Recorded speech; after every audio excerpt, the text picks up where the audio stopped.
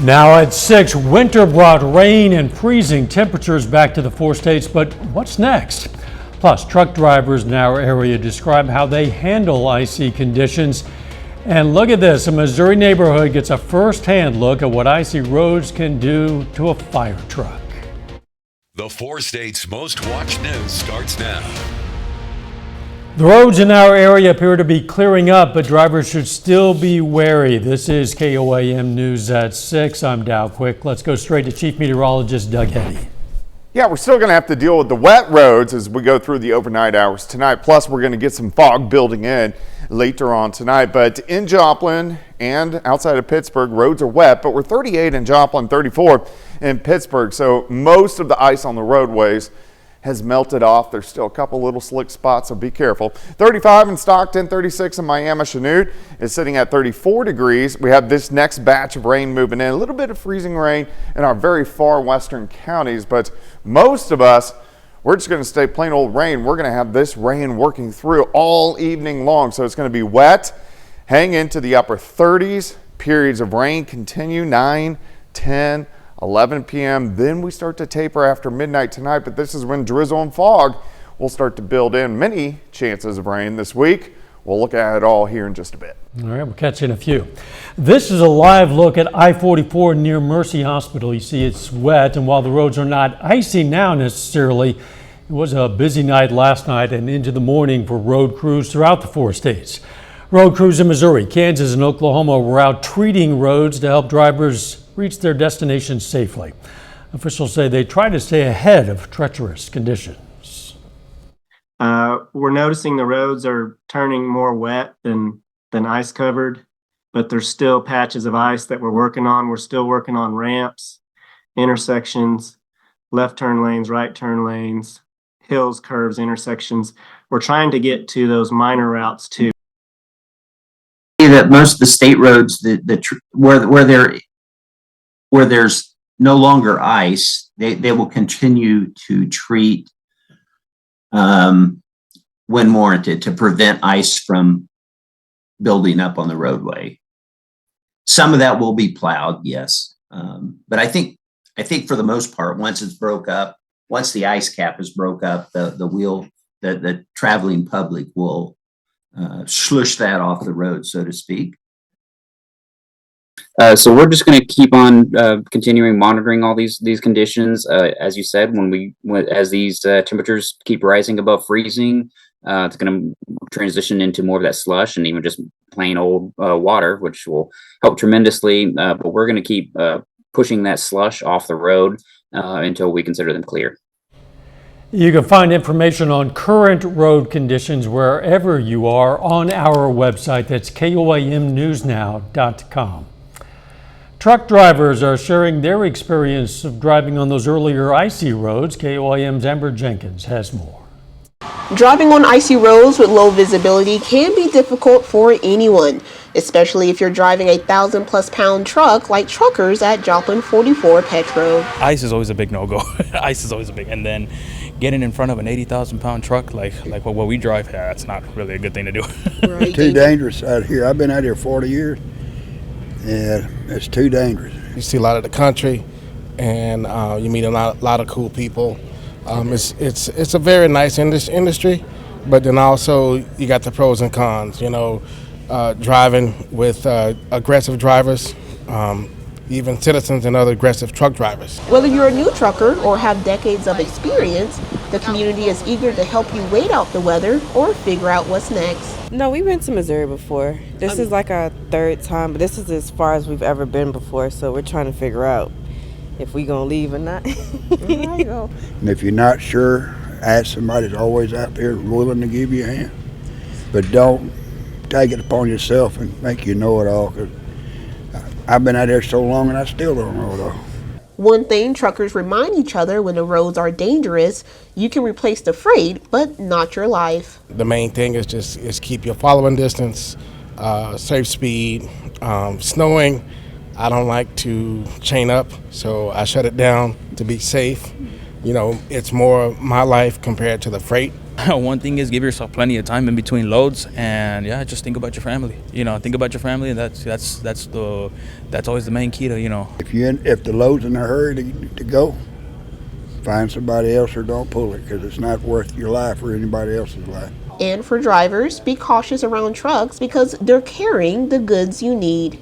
When you're driving out there, I know you got these expensive cars and stuff like that.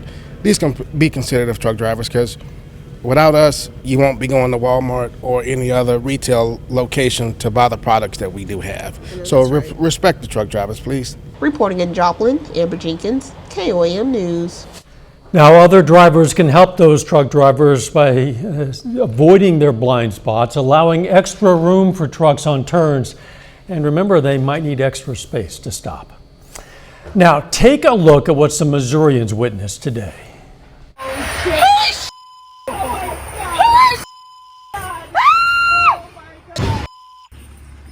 Oh my God, man!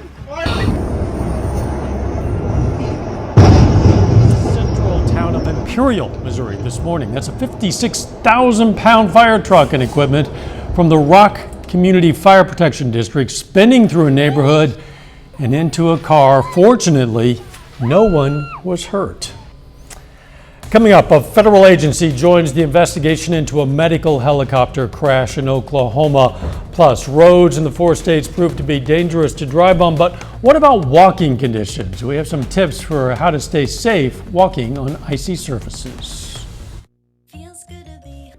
Could be nice. Knowing that we have a responsibility to serve the community and we have a responsibility as emergency medicine individuals really kind of keeps us going. About 100 Mercy employees either couldn't come to work or were late today because of the icy roads. We were discussing kind of where staffing stood and how many people had called in.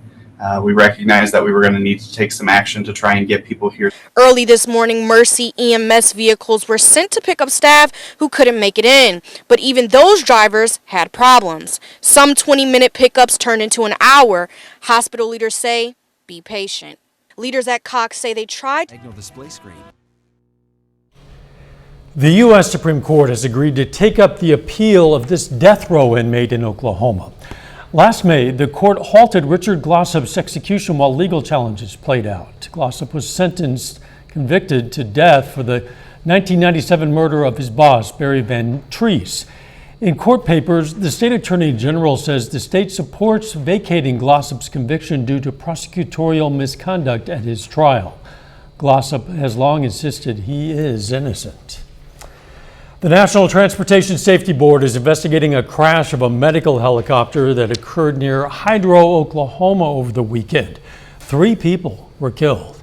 Air Evac Life's team says the crew was returning to Weatherford after dropping off a patient in Oklahoma City when the control center lost contact with that aircraft. The company says nearby Air Evac teams assisted law enforcement with the search for that crew. If you managed to stay home today, well, congratulations. But for many, wasn't an option. Walking on ice is dangerous, and emergency rooms saw a lot of falls today. Elizabeth Van Meter has details from Springfield on the best way to walk on icy weather. Knowing that we have a responsibility to serve the community and we have a responsibility as emergency medicine individuals really kind of keeps us going. About 100 Mercy employees either couldn't come to work or were late today because of the icy roads. We were discussing kind of where staffing stood and how many people had called in. We recognized that we were going to need to take some action to try and get people here. Early this morning, Mercy EMS vehicles were sent to pick up staff who couldn't make it in, but even those drivers had problems. Some 20-minute pickups turned into an hour.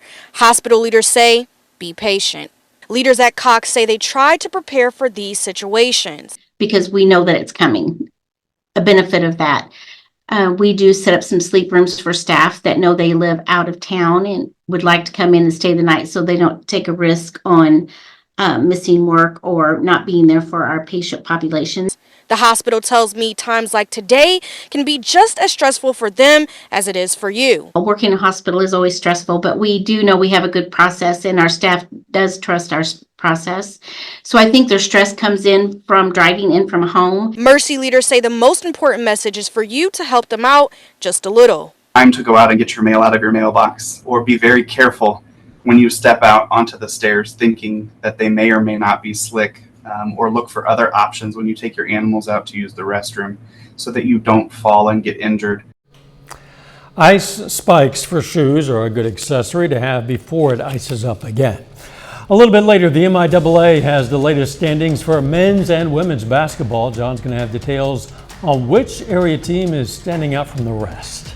Plus, the rain sticks around over the next several days. We're going to be talking about that coming up.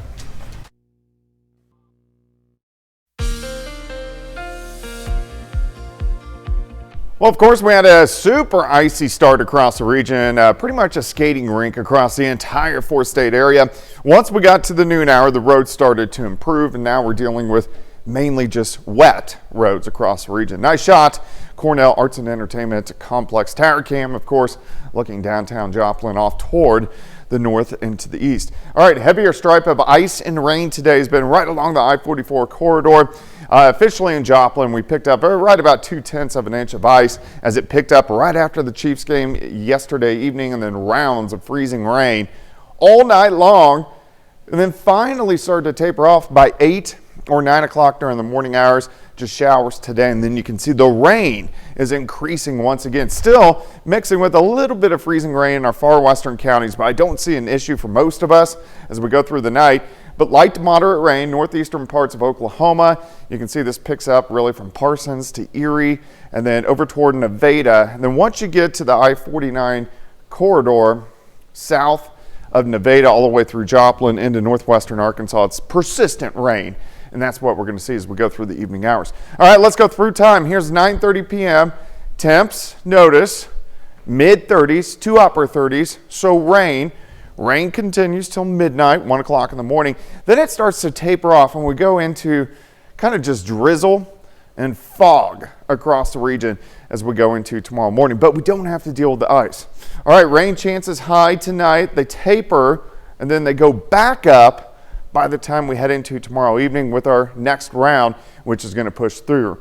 35 in Stockton, it's 37 at Grand Lake, it's 34 in Chanute, it's 42 in Bentonville outside on a range line sitting at 38. Visibility kind of low, easterly winds light at about 5 to 10 miles per hour. We hang in the upper 30s throughout the evening, again, which is good. We don't have to deal with additional ice. But visibilities are going to drop later on tonight as fog starts to build in late tonight into tomorrow morning as those winds start to back down.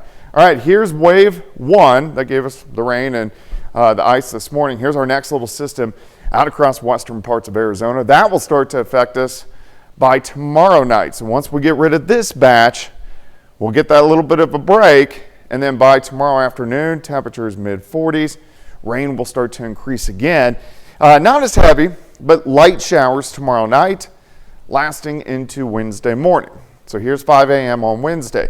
Wednesday, again, a lot of clouds and drizzle, and then we'll see another little round late Wednesday into Thursday. So rainfall potential over the next 48 hours, a lot of us picking up a half an inch, maybe upwards to 3/4 of an inch, which we definitely need.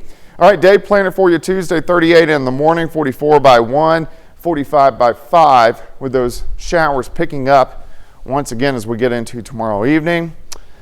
53 though on Wednesday, drizzle and fog. 53 on Thursday, on and off showers. Rain picks up again late Friday through the first half of the weekend. We cool down a little bit over the weekend, but at least no ice or snow in the near future, which is good news. And in fact, if we didn't see any more ice or snow this entire winter, I would be good with that. Yeah, we got enough ice. I'd like to see a little more snow. Well, yeah, you're a meteorologist. Thanks, Doug. Still ahead, 2 local college basketball teams have double-digit win streaks. Each of them have home games in the next couple of days. John Dales has those stories and more. It's coming up next in sports. The world is a